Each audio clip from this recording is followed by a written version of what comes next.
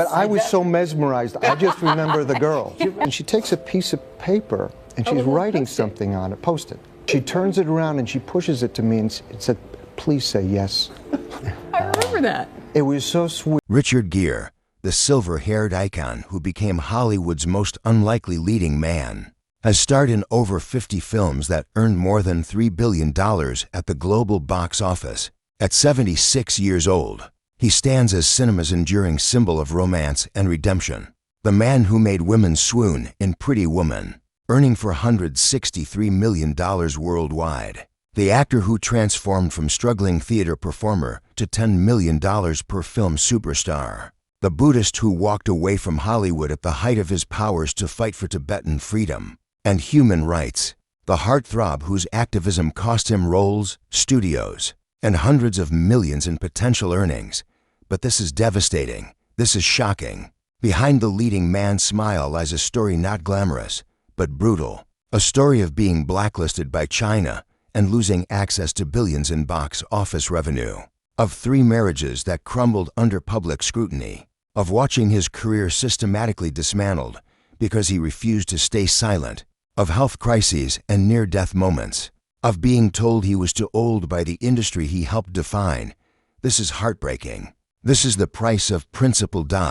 But behind the Hollywood facade lies a story not of compromise, but of courage. If Richard Gere has ever made you believe in love, second chances, or standing for what's right no matter the cost, hit like as tribute to his unshakable integrity. This is the story of a boy from upstate New York who became an icon, sacrificed everything for his beliefs, and proved that some things matter more than stardom. August 31st, 1949, Philadelphia, Pennsylvania. The beginning was not marked by privilege, but by middle-class modesty and deep expectations. Richard Tiffany Gere was born to Homer George Gere, an insurance salesman, and Doris and Tiffany, a homemaker. Shortly after his birth, the family moved to North Syracuse, New York, a small, working-class town where ambition felt out of place. Money was tight but stable. 5 children meant every dollar was stretched thin. Richard was the second child, athletic, musical, restless. He excelled at gymnastics and could have pursued it professionally. But something else pulled at him: music. He learned trumpet, piano, guitar. He composed. He dreamed not of fame, but of expression. But his father had different plans. Homer expected Richard to pursue something practical: business, insurance, stability. The arts were hobbies, not careers. The tension between father and son grew throughout Richard's teenage years.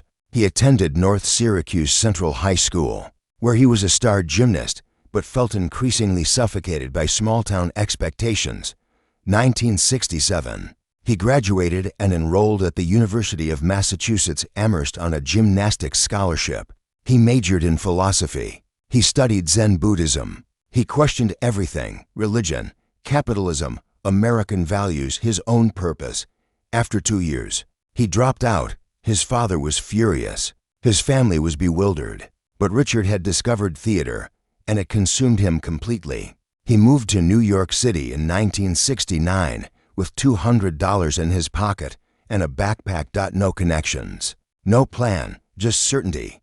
He crashed on friends' couches in Greenwich Village. He survived on $3 a day, a slice of pizza and coffee. He auditioned relentlessly for off-Broadway productions, facing rejection after rejection. "You're too pretty," they said. "Not serious enough, too tall, too stiff, too something." For 2 years, he barely worked. He questioned whether he'd made a catastrophic mistake leaving college. But theater felt like the only truth he knew. 1971 brought a breakthrough. A role in the Seattle repertory. Theater production of Rosencrantz and Guildenstern Are Dead. He earned $150 per week. It was survival money, but it was theater. 1973, Grease on Broadway. He played Danny Zuko, the role that would later make John Travolta the star. Richard earned critical praise, but remained unknown outside theater circles. Hollywood felt like a distant planet, an impossible dream.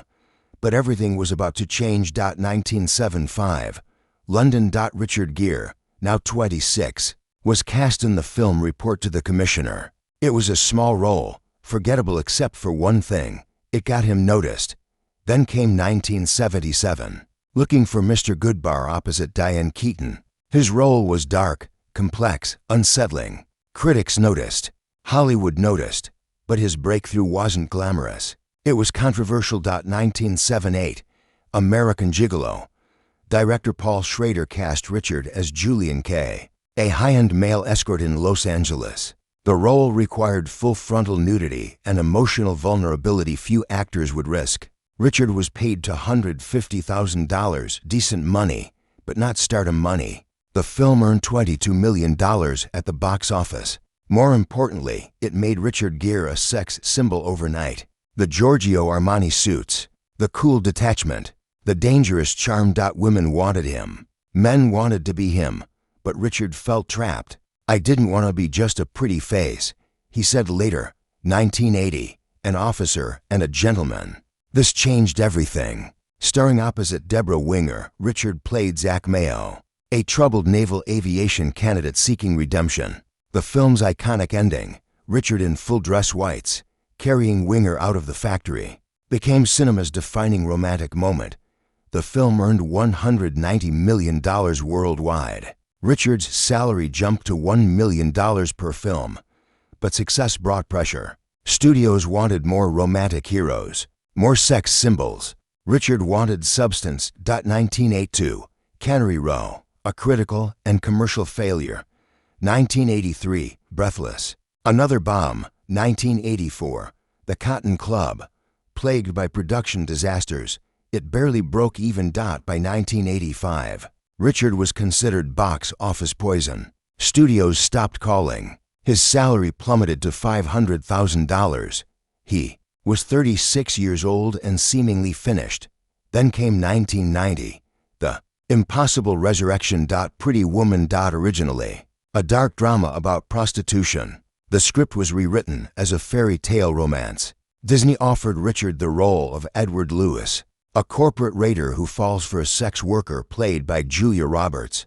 He was paid $5 million. The film was budgeted at $14 million. It earned $463 million worldwide. Richard Gere became the highest paid romantic lead in Hollywood, commanding $10 million to $12 million per film.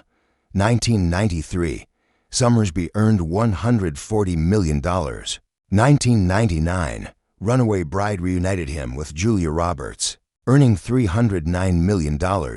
2002, Chicago won Best Picture. Richard sang and danced at 53 years old, earning a Golden Globe. By 2002, his career earnings exceeded $300 million. But behind the success, Richard was fighting a different battle entirely.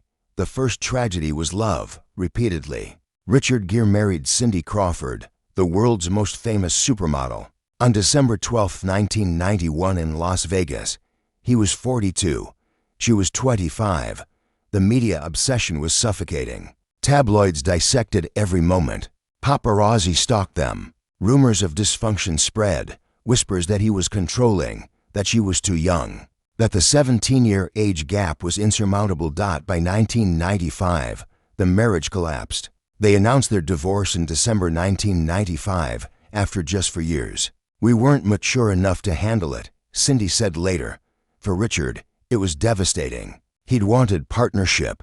Instead, he got a circus to brought new hope. He married Carrie Lowell, an actress and former model. On November 9, 2002, they had a son, Homer James Jigme Gere, born February 6, 2000.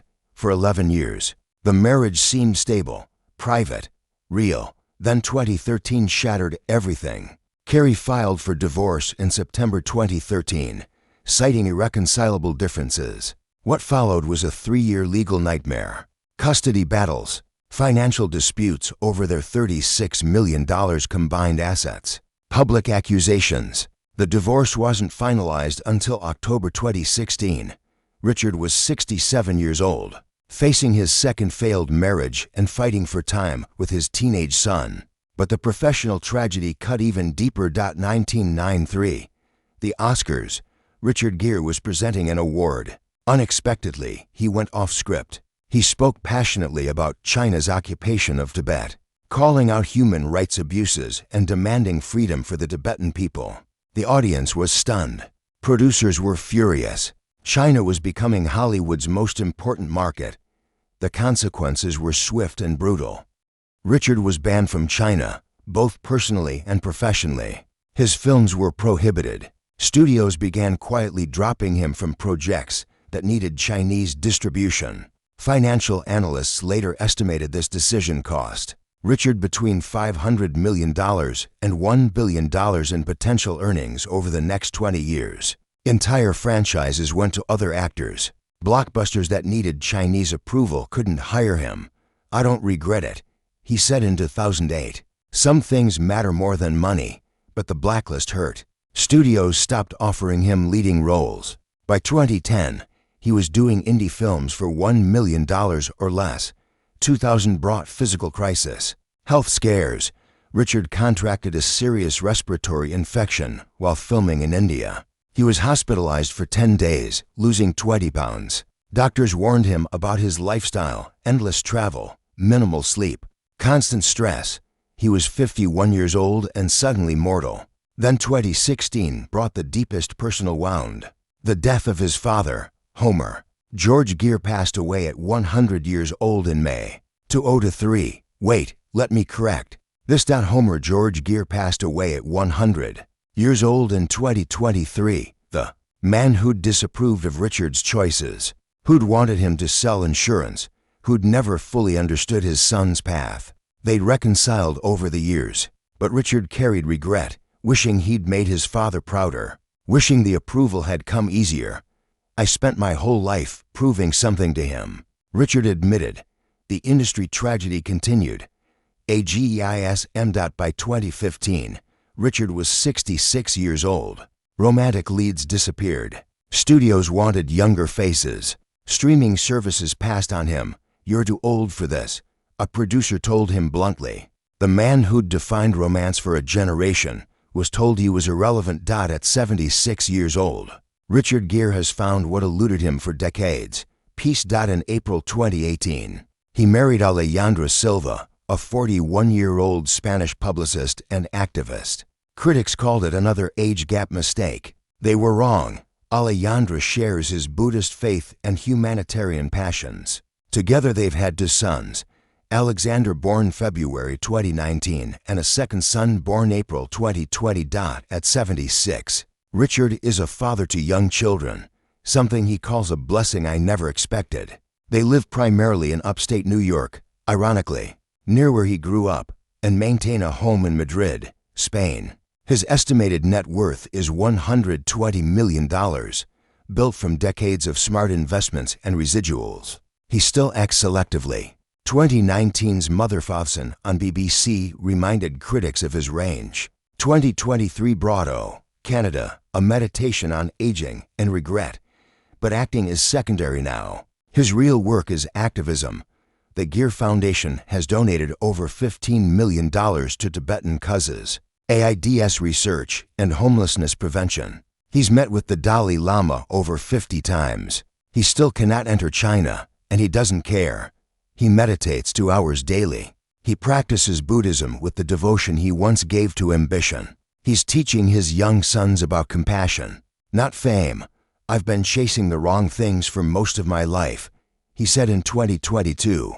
"Now I know what matters." His relationship with Homer, his 24-year-old son from Kerry Lowell, has healed. They see each other regularly. The blacklist remains, but so does his integrity. At 76, Richard Gere stands as proof that character outlasts celebrity. From North Syracuse to global icon, from $200 in his pocket to $120 million earned, from 3 failed marriages to a family that finally fits, he chose principle over profit, losing billions but keeping his soul. He chose activism over access, banned from the world's largest market, but free in ways money can't buy. From Pretty Woman's fairy tale to the brutal reality of aging in Hollywood, from romantic icon to father of toddlers at 76, he rewrote the script on his own terms. If this story touched your heart, leave a tribute below. Share a moment when Richard Gere's courage, whether on screen or in standing for Tibet when silence would have been easier, reminded you that conviction is more valuable than convenience, that some stands are worth taking, even alone.